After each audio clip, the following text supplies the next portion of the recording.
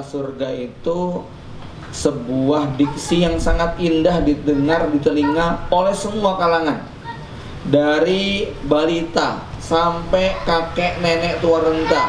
Kalau ditanya pengen masuk surga, pasti semuanya pengen, ya. Anak-anak kecil diceritakan tentang surga, khayalannya silahkan, ya. Masya Allah, saya yakin khayalan anak-anak tentang surga itu jauh lebih lebih imajinatif daripada orang tua. Ya, siapa saja tentu sangat merindukan. Maka saya akan memulai di sini dari sebuah definisi. Ya, apa hakikat daripada jannah atau surga yang Allah Subhanahu Wa Taala banyak ceritakan di dalam Al-Quran. Bapak Ibu sekalian, ada orang-orang liberal yang agak berbau ateis. Dia mencoba untuk mendefinisikan ulang tentang surga yang banyak disebutkan dalam Al-Quran, sampai pada tingkat tidak percaya kepada hakikat surga yang ada kebun, ada sungai, ada magligai, ada permadani, ada bidadari dan sebagainya. Karena mereka sudah berangkat dari sebuah teori akhirat itu sesuatu yang sifatnya imajinasi, maka mereka tak sedikit yang kemudian menolak. Bahkan ada orang jaringan Islam liberal yang menyebut akhirat itu dengan kata-kata dunia sana, gitu loh, ya. Pada sebagian makna saya setuju, dalam arti begini, ketika dia melanjutkan dengan kalimat surga yang sebenarnya adalah keadaan jiwa, ya, kedamaian yang ada di dalam hati, suasana hati yang gembira, jauh dari duka cita, jauh dari kesedihan, jauh dari kegundahan dan sebagainya. Karena memang Allah menceritakan dalam Al-Quran itu isinya adalah seneng-seneng semuanya. Gak ada cerita sedih di dalam surga, gak ada air mata duka di dalam surga. Sehingga orang-orang yang tadi saya katakan agak liberal, bahkan bau-bau ateis ini, mereka merasa kita gak perlu berburu surga yang dijanjikan seperti dalam Al-Quran, karena itu hakikatnya hanya imajinasi saja. Kita bisa mendapatkan surga itu di dunia, ya. Bapak Ibu yang dirahmati Allah Subhanahu Wa Taala, pada titik ini ada bagian yang saya setujui bahwa di dunia itu ada surga.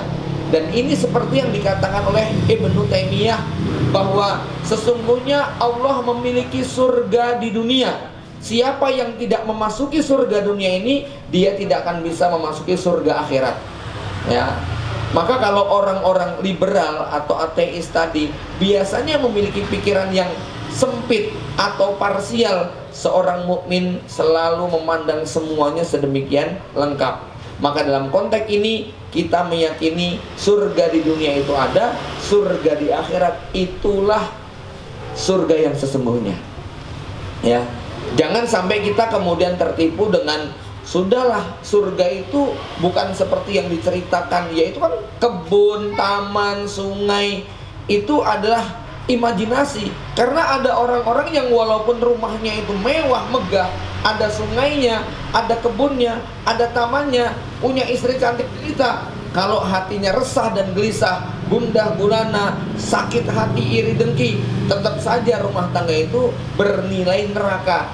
Ya, betul, ya. Tapi tentu saja kita menginginkan surga dua-duanya, yaitu fisiknya surga, batinnya juga surga.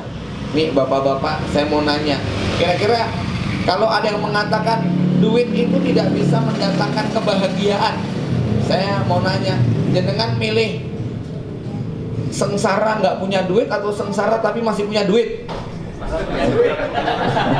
Ya, toh tetep dong, ya. Ya tetep sengsara tapi jadi duit gitu, daripada wis sengsara orang duit gitu ya. Jenengan bahagia nggak punya duit sama bahagia punya duit, milih mana? Bahagia punya duit, ngono loh, ya. Ini artinya apa? Nggak cukup bahagia itu hanya di dalam hati, itu tidak cukup.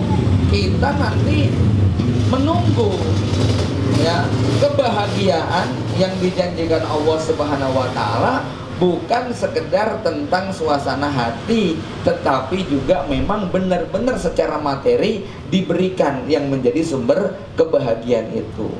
Ya, kasih sayang tanpa kasih uang itu nggak sempurna. Tanyakan pada yang sebelah, begitu kan ya. Mengkur kasih sayang, rene uang, ya garing gitu kan ya. Maka surga itu bukan sekedar tentang suasana hati. Walaupun kalau kemudian kita mau merenungkan bahwa suasana hati jauh lebih penting daripada penampakan materi. Karena faktanya ada orang yang tetap tersenyum ceria di tengah derita materi, dan di sana ada orang yang sangat berduka walaupun dalam kegemerlapan. Aristotle Onassis itu punya kapal pesiar, punya pulau pribadi, matinya bunuh diri di kapal pribadi. Marilyn Monroe itu pada tahun 70-an sosok yang betul-betul menjadi idola semua laki-laki di Amerika, tapi akhirnya juga mati bunuh diri. Jadi kita setuju bahwa surga itu tentang suasana hati, tetapi ada surga yang dijanjikan Allah Subhanahu wa taala bukan cuma tentang suasana hati. Karena semua penduduk neraka dengan segala siksa yang ada di dalamnya nggak bisa bergembira. Gitu loh Pak. Ya. Ini ya, semua penduduk neraka ya, yang Allah ceritakan dalam Al-Quran itu, walaupun hatinya bagus, tapi kalau masuk neraka tetap nggak ada yang senang. Sebaliknya, orang yang sangat menderita di dunia tapi kemudian akhirnya dimasukkan dalam surga, maka dia akan bergembira. Bapak Ibu yang dirahmati Allah Subhanahu wa taala, ini poin yang pertama. Maka saya ingin membawa pada poin yang kedua tentang bagaimana kita memaknai atas setiap peristiwa supaya dia menjadi surga bagi keluarga kita. Ada yang kenal dengan seorang profesor bernama Maurice Bucaille yang menulis buku Bible, Quran, and Science. Maurice Bucaille ini seorang bisa dikatakan ilmuwan, peneliti, orientalis yang dalam satu kisah konon sudah masuk Islam. Kemudian dia menemukan banyaknya kesesuaian antara teori-teori Quran dengan realitas sains modern ya. Nah, di dalam mukadimahnya buku tersebut beliau mengangkat sebuah kisah tentang perbedaan antara seorang mukmin dengan orang kafir barat. Ya, di mana orang kafir barat ini hanya mampu menangkap sesuatu yang sifatnya materi, tidak mampu menangkap hakikat di balik sebuah peristiwa.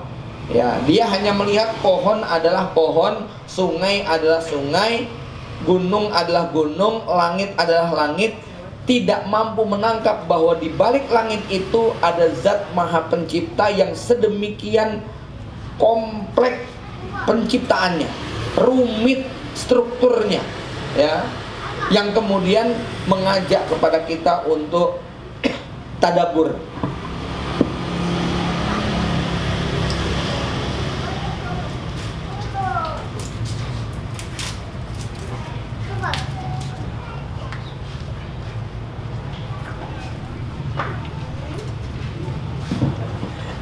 Bapak Ibu sekalian, beliau tadi ya membuat perumpamaan bedanya antara orang mukmin dengan orang yang tidak beriman.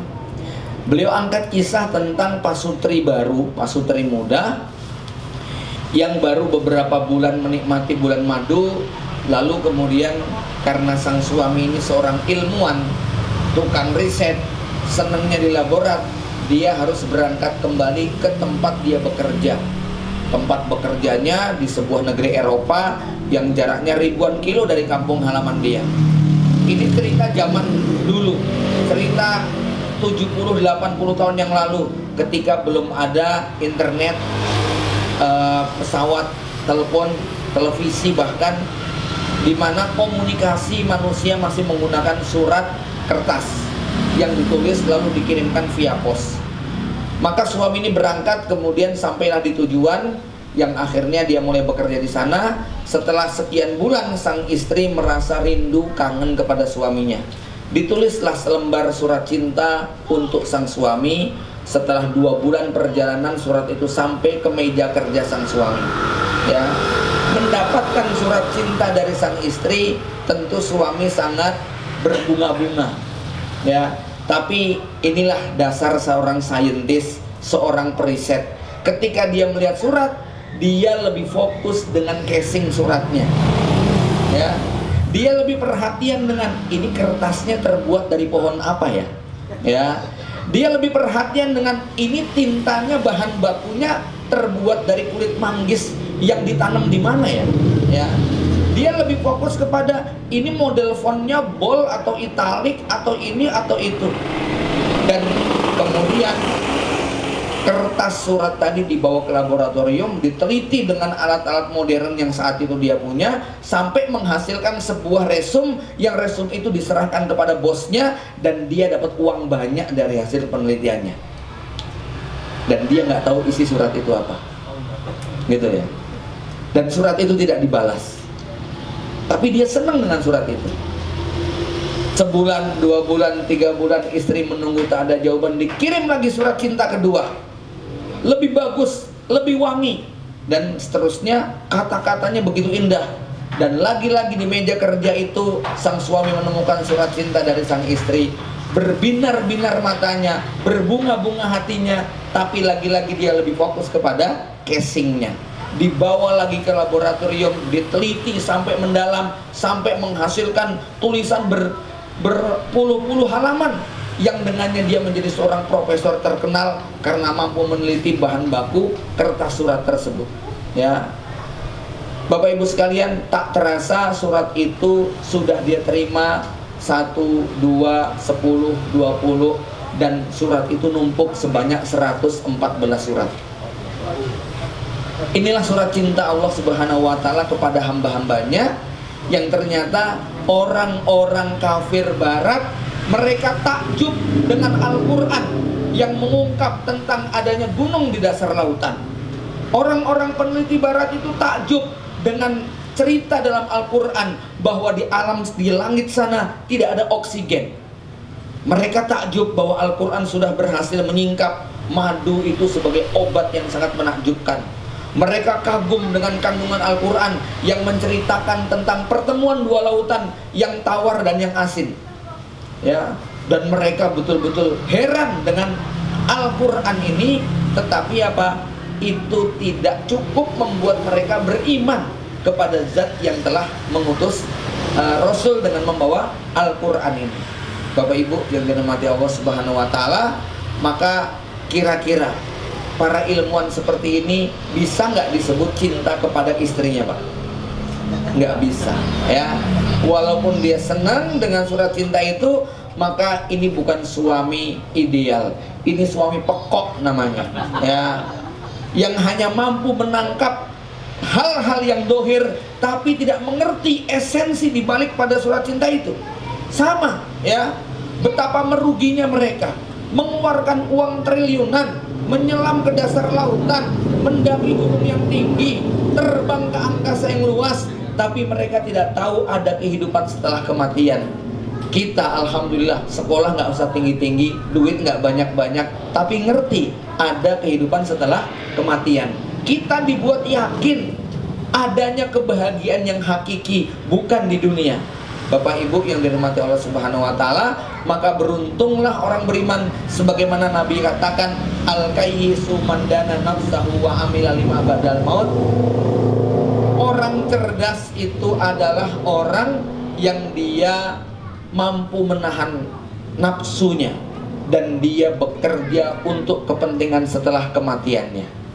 Bapak Ibu sekalian, terus apa hubungannya dengan keluarga? Nah, inilah, ya, mampu nggak kita melihat surga dalam rumah tangga kita, walaupun penampakannya adalah istri yang cemberut, ngomel dan ngamuk, anak yang rewel, mertua yang julid, tetangga yang usil, ekonomi yang sempit, ya, tubuh yang sakit. Mampu nggak kita melihat bahwa di balik itu ada surga di dalamnya? Kalau kita hanya mampu menyaksikan penampakannya, yang kita lihat itu istri yang ngamuk dan marah tiap hari, anak yang rewel minta ini minta itu, mertua yang menuntut begini dan begitu, tetangga yang selalu usil dengan keberadaan rumah tangga kita, lalu kita tidak mampu melihat di baliknya betapa merugi rumah tangga yang semacam ini, ya. Tapi betapa beruntungnya kalau kita punya mata batin, sehingga walaupun kita menyaksikan rumah tangga wang sinawang, orang melihat barangkali berat, gitu kan, tapi kita yang menjalani lebih berat lagi, Pak. Wong sing nyawang aja abot, apa meneh sing nglakoni ngono lho. Kata siapa?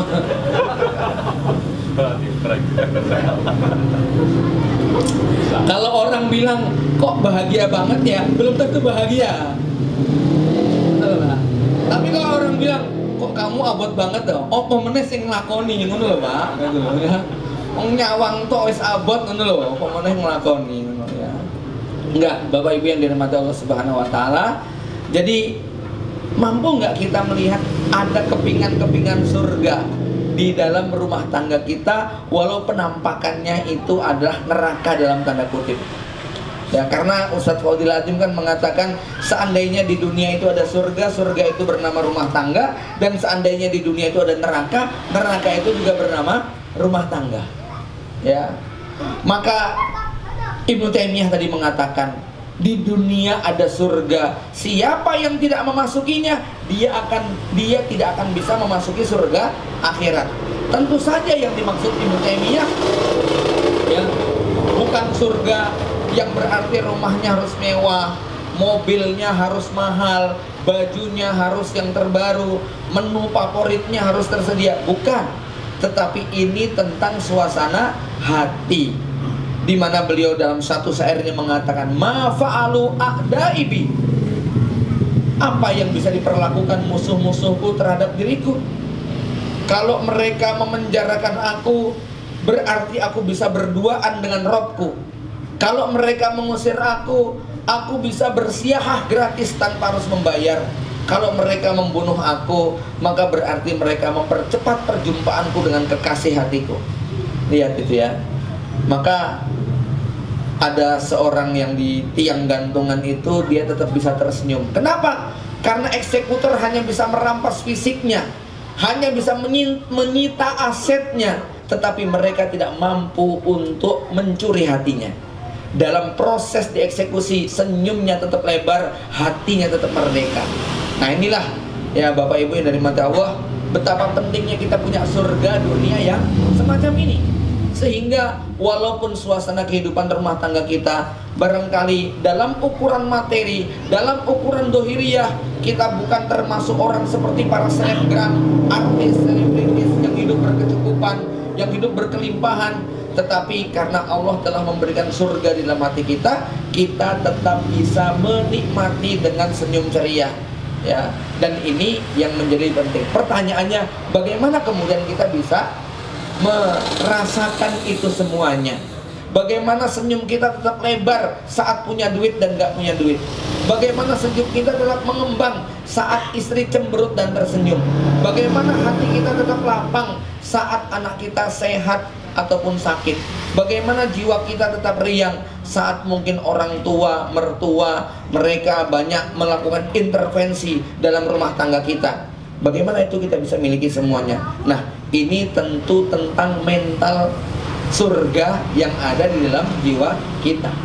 Ya, jamaah yang dirahmati Allah, karena besok salah satu dari puncak kebahagiaan orang-orang beriman adalah seperti yang diceritakan di dalam surat Ar-Ra'd ayat 21, 22, 23, 24. Setelah Allah menyebutkan sifat-sifat orang beriman, yadra'una bil hasanat, ya, yang membalas keburukan dengan kebaikan, yasiluna ma'amarullah, menjalin silaturahmi, bersabar terhadap ujian, menegakkan sholat, membayar zakat dan sebagainya.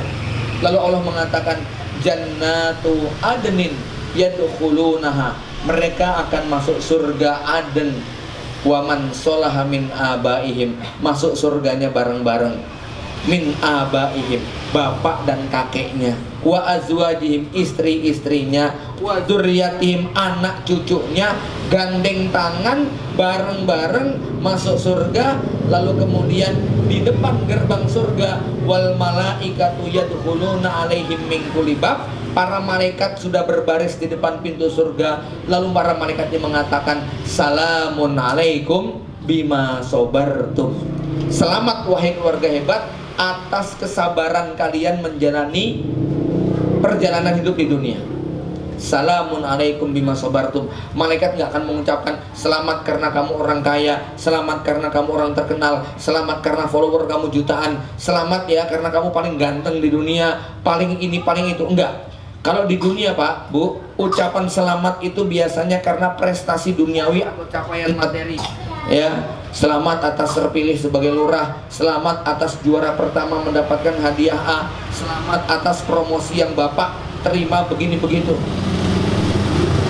Jarang kita ini mendengar, mungkin nggak ada lah ya, kalimat selamat kok bercerita tentang derita dan musibah, itu nggak ada.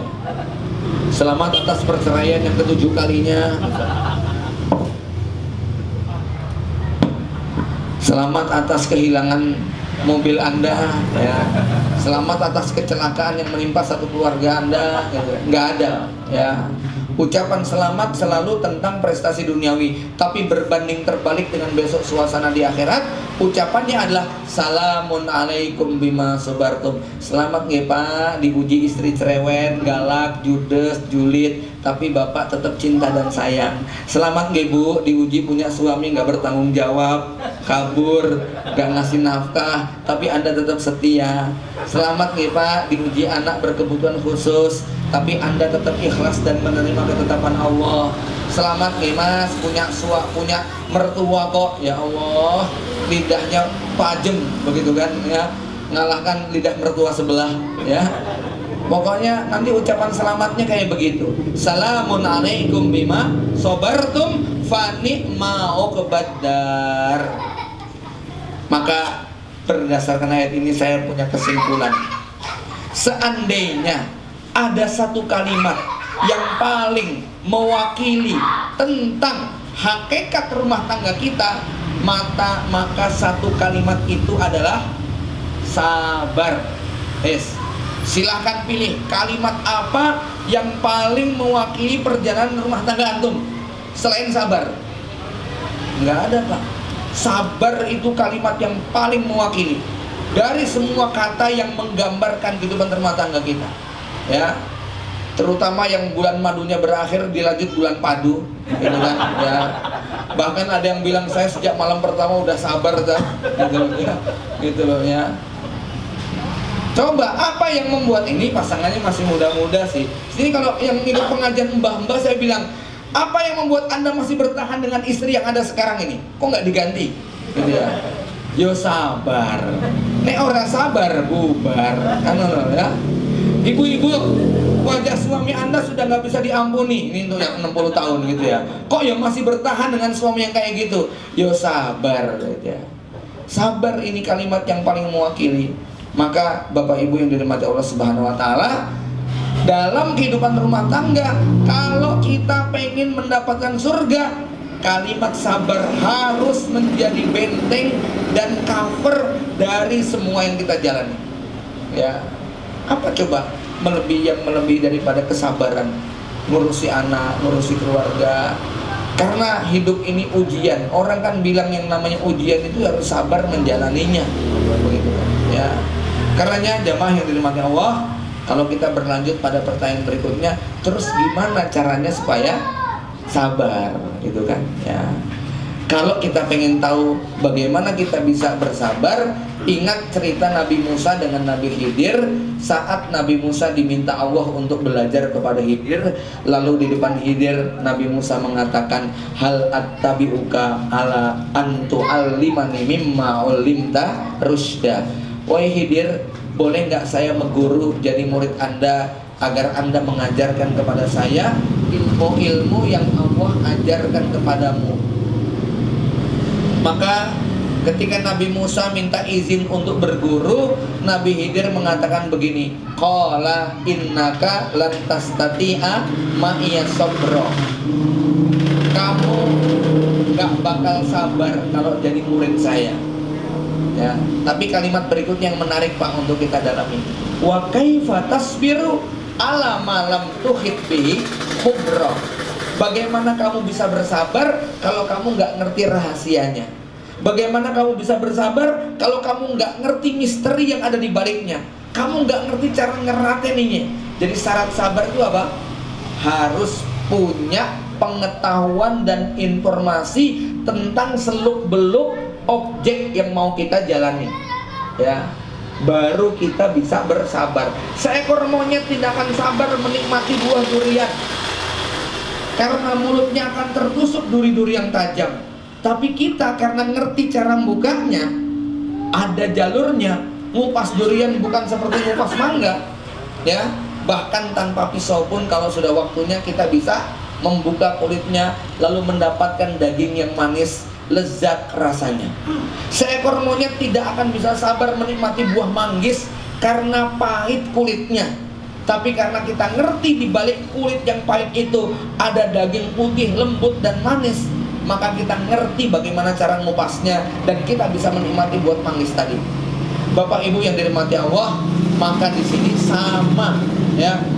Kita tidak akan bisa menikmati perjalanan bersama rumah tangga kita kalau kita nggak ngerti caranya untuk menikmati pasangan kita. Terus dari mana kita tahu informasi yang valid tentang pasangan kita? Kita bisa mendapatkannya dari yang menciptakan mereka. Allah Subhanahu wa Ta'ala berfirman dalam Al-Quran, ya ayyuhalladzina amanu inna min azwajikum wa auladikum aduwwal lakum.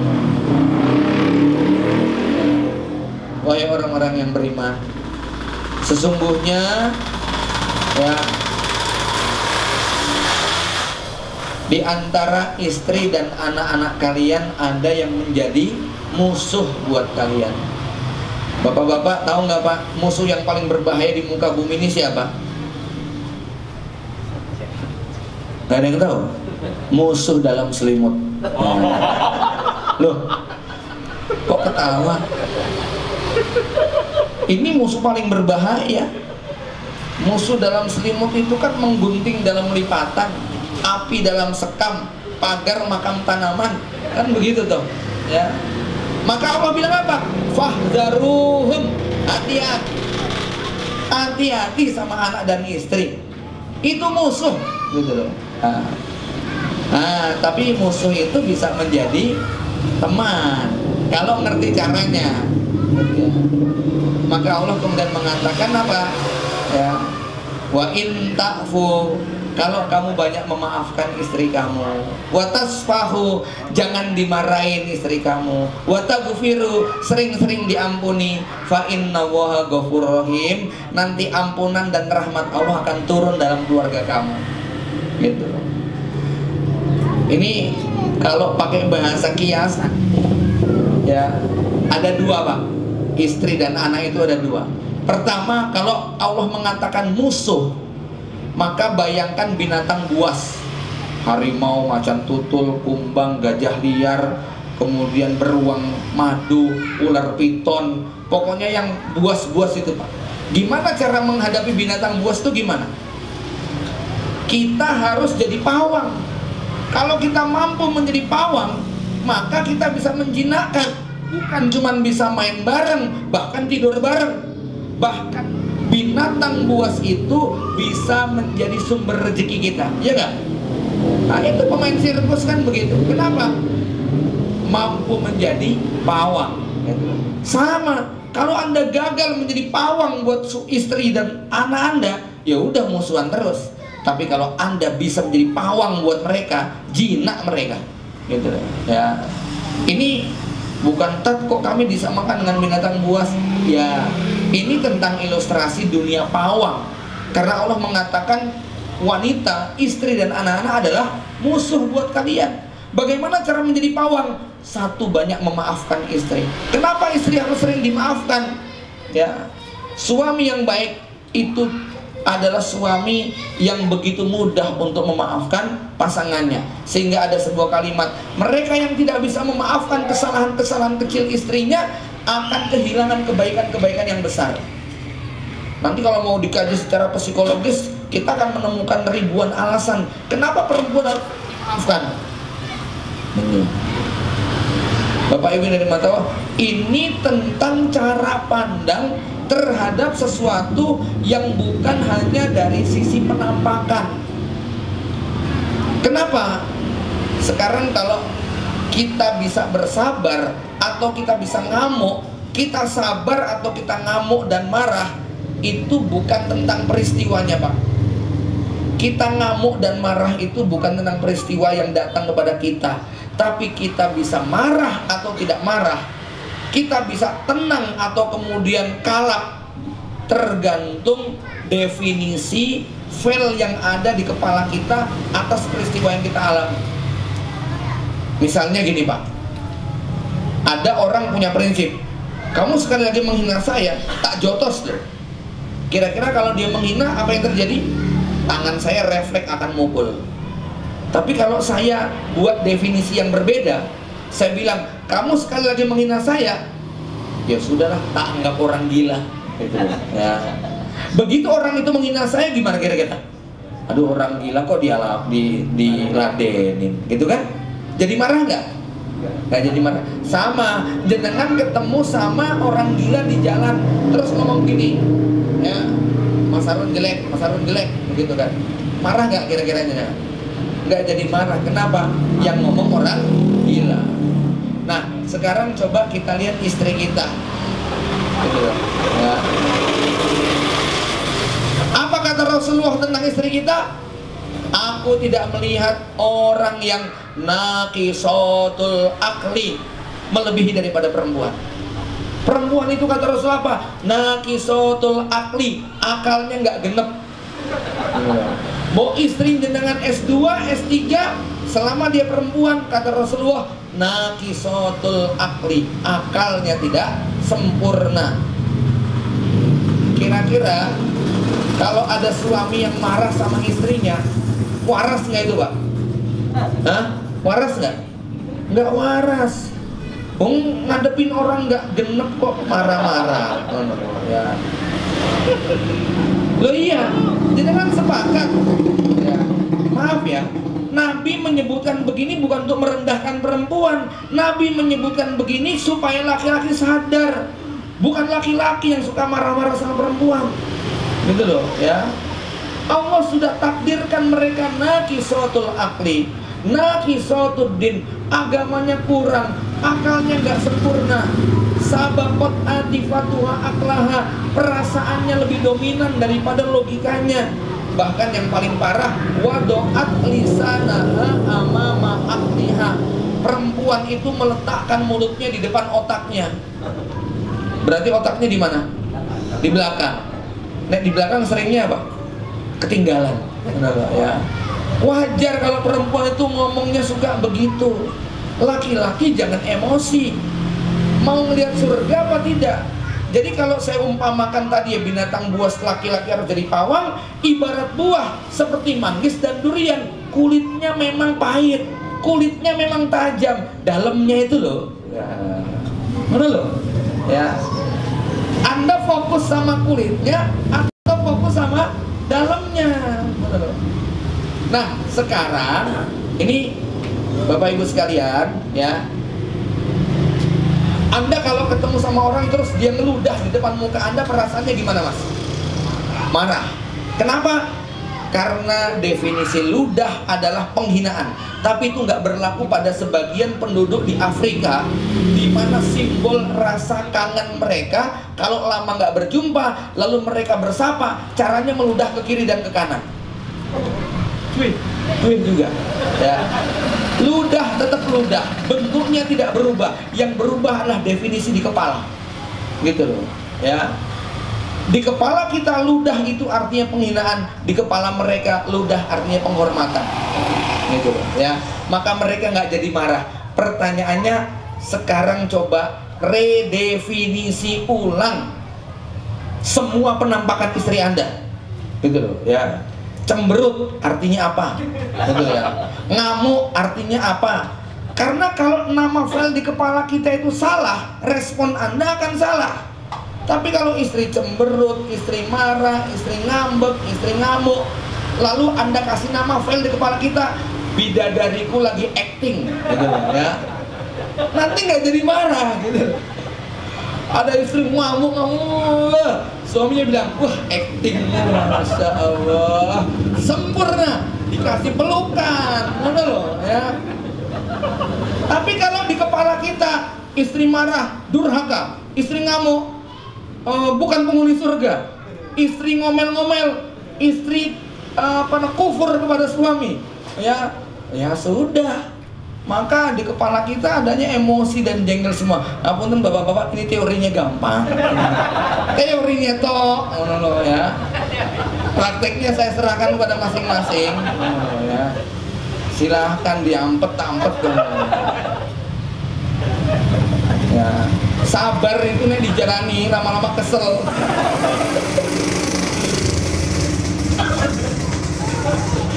Ya betul Pak. Ya. Enggak, kan harus realistis juga dong, gitu kan ya. Faktanya pahit, yo pahitan. Nah, lihat di baliknya, gitu loh. Lihat di baliknya. Ibu-ibu juga begitu. Coba definisi di kepala Anda itu apa tentang suami. Kalau di otak Anda, wajah suami itu apa? Pintu surga, pintu surga, pintu surga. Dengan itu akan semangat menyambut suami.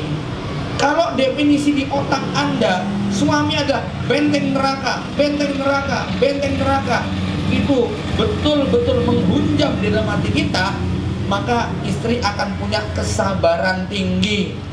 Nggak ada istri bakar suami hanya gara-gara gaji ke-13-nya dipakai buat judi, gitu kan ya. Nggak ada suami gebukin istri hanya gara-gara sesuatu yang sepele. Ini semua tentang definisi surga di kepala kita, gitu ya. Bapak Ibu yang dirahmati Allah, udah jam 17.16 ya, seperempat jam lagi maghrib. Sementara ini dulu, kalau mau diskusi masih ada sedikit waktu. Intinya perindu surga ini ada dua surga, surga dunia dan surga akhirat. Anda, kita semua harus mampu melihat bahwa di balik kulit yang pahit ada daging yang manis, di balik duri yang tajam ada daging durian yang lezat. Begitulah di balik semua kepahitan, penderitaan, air mata dan kekecewaan ada surga yang dijanjikan. Sebelum surga akhirat nanti kita terima dari kalimat malaikat yang mengatakan salamun alaikum bima sabartum, kita sudah merasakannya di dunia. Inilah yang dimaksud Ibnu Taimiyah tentang surga dunia sebelum nanti kita masuk surga akhirat. Aku qouli hadza, assalamualaikum warahmatullahi wabarakatuh.